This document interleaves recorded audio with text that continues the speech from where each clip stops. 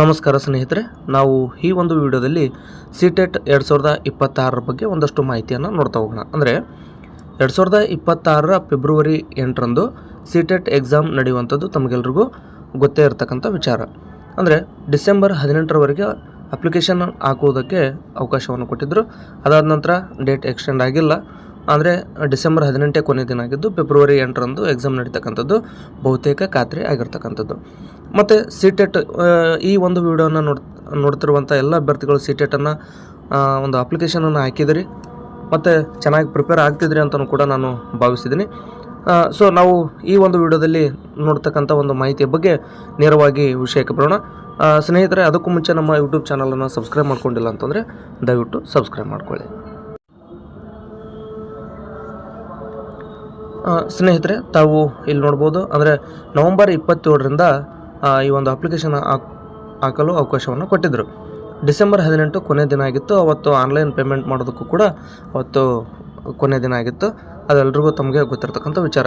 ನೋಡಿ, ನಾವು ಈ ಒಂದು ವಿಡಿಯೋದಲ್ಲಿ ಡಿಸ್ಕಸ್ ಮಾಡೋದು ಏನಪ್ಪ ಅಂತಂದರೆ, ನೋಡಿ, online correction if any the particulars upload by the candidates. ನೋಡಿ, ಅಪ್ಲೋಡೆಡ್ ಬೈ ದ ಕ್ಯಾಂಡಿಡೇಟ್ಸ್ ಅಂತ ಏನು ಇಲ್ಲಿರ್ತಕ್ಕಂಥದ್ದು. ಅಲ್ಲಿ ಇರ್ತಕ್ಕಂಥ ಮಾಹಿತಿ ಏನಪ್ಪ ಅಂತಂದರೆ, ನೀವು CTETಗೆ ಅಪ್ಲಿಕೇಶನನ್ನು ಹಾಕಿದ್ದೀರಿ. ಒಂದು ವೇಳೆ ಅದರಲ್ಲಿ ಏನಾದರೂ ತಪ್ಪುಗಳಾಗಿದ್ದರೆ ನೋಡಿ, ಇವತ್ತಿನಿಂದ ಅಂದರೆ ಡಿಸೆಂಬರ್ 23ರಿಂದ ಡಿಸೆಂಬರ್ 26ರವರೆಗೆ ಅಲ್ಲಿ ಕರೆಕ್ಷನ್ ಮಾಡೋದಕ್ಕೆ ಅವಕಾಶವನ್ನು ಕೊಟ್ಟಿದ್ದಾರೆ. ಆ ಕಾರಣದಿಂದಾಗಿ ನೀವು ಅಪ್ಲಿಕೇಶನನ್ನು ಹಾಕಿರ್ತೀರಿ, ನಿಮ್ಮ ಮೊಬೈಲ್ನಲ್ಲಿ PDF ಅಥವಾ ನೀವು ಹಾರ್ಡ್ ಕಾಪಿಯನ್ನು ಅಂದರೆ ನಿಮ್ಮ ಕಡೆ ಇರುತ್ತೆ. ಅದರಲ್ಲಿ ಒಂದು ಸಾರಿ ನೋಡ್ಕೊಂಡ್ಬಿಡಿ. ಅಂದರೆ ನೀವು ಹಾಕಿರ್ತಕ್ಕಂಥ ಹೆಸರಾಗಿರ್ಬೋದು, ತಂದೆ ಹೆಸರು, ತಾಯಿ ಹೆಸರು, ಡೇಟ್ ಆಫ್ ಬರ್ತ್ ಅವೆಲ್ಲ ಸರಿಯಾಗಿದೆ ಇಲ್ಲ ಅಂತೇಳಿ ಒಂದು ಸಾರಿ ನೋಡ್ಕೊಡ್ರಿ. ಯಾಕಂತಂದರೆ CTET ಕ್ಲಿಯರ್ ಆದ ನಂತರ ನೀವು ಈ ಕೊಟ್ಟಂಥ ಮಾಹಿತಿಯೇ ಅದರಲ್ಲಿ ಬರೋದರಿಂದ ಅಲ್ಲಿ ಏನಾದರೂ ತಪ್ಪುಗಳಾಗಿದ್ದರೆ ಆ ನಂತರ ತುಂಬ ಕಷ್ಟ ಆಗುತ್ತೆ. ಸೊ ಮುಂದೆ CET ಎಕ್ಸಾಮ್ ಬರೀತೀರಿ. ಅಲ್ಲಿ ಏನಾಗುತ್ತೆ ಅಂದರೆ SLC ಮಾರ್ಕ್ಸ್ ಕಾರ್ಡ್ ಆಧಾರದ ಮೇಲೆ ನೀವು ಇಲ್ಲಿ CETಗೆ ಅಂದರೆ PST, GPT, HST ಇವೆಲ್ಲವನ್ನು ಕೂಡ ನಾವೆಲ್ಲರೂ ಅಪ್ಲಿಕೇಶನ್ ಹಾಕಬೇಕಾದ್ರೆ SLC ಮಾರ್ಕ್ಸ್ ಕಾರ್ಡ್ನಲ್ಲಿ ಯಾವ ರೀತಿ ಇರುತ್ತೋ ಅದೇ ರೀತಿಯಾಗಿ ನಾವು ಅಪ್ಲಿಕೇಶನನ್ನು ಹಾಕಿರ್ತೀವಿ. ಈಗಲೂ ಕೂಡ ಈ ಒಂದು CTET ಅಪ್ಲಿಕೇಶನ್ ಏನು ಹಾಕಿದ್ರಲ್ಲ ಅದರಲ್ಲಿ ಕೂಡ SLC ಮಾರ್ಕ್ಸ್ ಕಾರ್ಡ್ನಲ್ಲಿ ಇರ್ತಕ್ಕಂಥ ಹೆಸರು, ತಂದೆ ಹೆಸರು, ತಾಯಿ ಹೆಸರು, ನಿಮ್ಮ ಸರ್ನೇಮ್ ಮತ್ತು ಎಲ್ಲ ಸ್ಪೆಲ್ಲಿಂಗ್ಗಳು ಮತ್ತು ಡೇಟ್ ಆಫ್ ಬರ್ತು ಇವೆಲ್ಲವೂ ಕೂಡ ಸರಿ ಇದೆಯೋ ಇಲ್ಲವೋ ಅನ್ನುವಂಥದ್ದನ್ನು ತಾವು ಮತ್ತೊಂದು ಸಾರಿ ನೋಡಿಕೊಡ್ರಿ.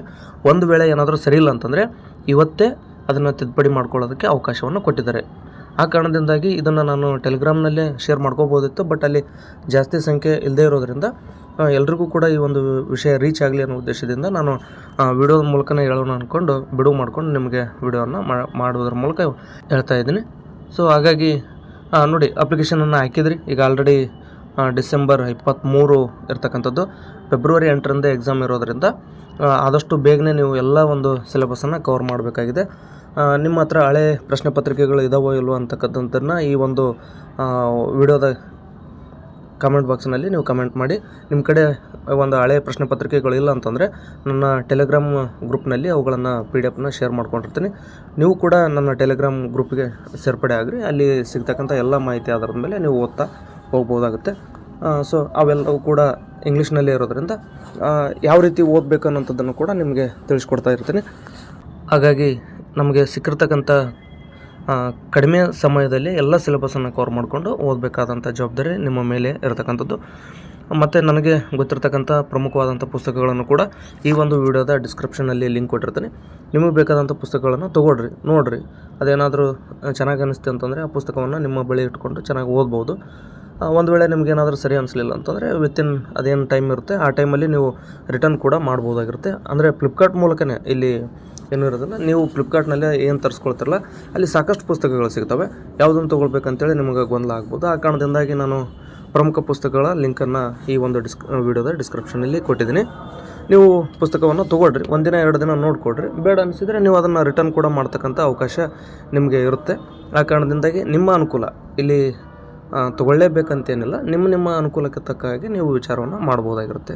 ಸೊ ಇದಿಷ್ಟಿತ್ತು ಮಾಹಿತಿ. ನಿಮಗೇನಾದರೂ ಡೌಟ್ಸ್ ಇದ್ದರೆ ಕಮೆಂಟ್ ಮಾಡಿ, ನಿಮ್ಮ ಪ್ರಶ್ನೆಗಳಿಗೆ ಉತ್ತರಿಸುವಂಥ ಒಂದು ಪ್ರಯತ್ನವನ್ನು ಮಾಡ್ತೀನಿ. ಮತ್ತೊಮ್ಮೆ ತಮ್ಮಲ್ಲಿ ರಿಕ್ವೆಸ್ಟ್ ಏನಪ್ಪ ಅಂತಂದರೆ ದಯವಿಟ್ಟು ಸಬ್ಸ್ಕ್ರೈಬ್ ಮಾಡಿ ಮತ್ತು ಟೆಲಿಗ್ರಾಮ್ಗಳು ಕೂಡ ಜಾಯ್ನ್ ಆಗಿ. ಅಲ್ಲಿ ನಾನು ಎಲ್ಲ ಹಳೆ ಪ್ರಶ್ನೆ ಪತ್ರಿಕೆಗಳ PDF ಅನ್ನು ಶೇರ್ ಮಾಡಿರ್ತೀನಿ. ಅವುಗಳ ಮೂಲಕ ನಿಮಗೆ ಓದೋದಕ್ಕೆ ಮತ್ತಷ್ಟು ಸರಳ ಆಗುತ್ತೆ ಅಂತೇಳಿ ನನ್ನ ಅಭಿಪ್ರಾಯ. ಯಾಕಪ್ಪ ಅಂತಂದರೆ ಹಳೆ ಪ್ರಶ್ನೆ ಪತ್ರಿಕೆಗಳನ್ನು ಬಿಡಿಸಿದ್ರಪ್ಪ ಅಂತಂದರೆ ನಿಮಗೆ ಯಾವ ರೀತಿ ಓದಬೇಕು ಮತ್ತು ಯಾವ ಲೆಸನ್ ಇಂಪಾರ್ಟೆಂಟ್, ಹೇಗೆ ಓದಬೇಕು, ಯಾವ ರೀತಿ ಪ್ರಶ್ನೆಗಳು ಬರ್ತವೆ, ಹೀಗೆ ಮೂಲಭೂತ ಪ್ರಶ್ನೆಗಳಿಗೆ ನಿಮಗೆ ಉತ್ತರ ಸಿಗ್ತಕ್ಕಂಥದ್ದು. ಆ ಕಾರಣದಿಂದಾಗಿ ಟೆಲಿಗ್ರಾಮ್ ಗ್ರೂಪಿಗೆ ಜಾಯ್ನ್ ಆಗಿ ಅಲ್ಲಿರ್ತಕ್ಕಂಥ ಮಾಹಿತಿಯನ್ನು ಸದುಪಯೋಗ ಪಡಿಸ್ಕೊಳ್ಳಿ ಅಂತ ಹೇಳ್ತಾ ಈ ಒಂದು ವಿಡಿಯೋನ ಇಲ್ಲಿಗೆ ಮುಗಿಸ್ತಾ ಇದ್ದೀನಿ. ತಾವೆಲ್ಲರೂ ವಿಡಿಯೋವನ್ನು ನೋಡಿದ್ದಕ್ಕಾಗಿ ಧನ್ಯವಾದಗಳು.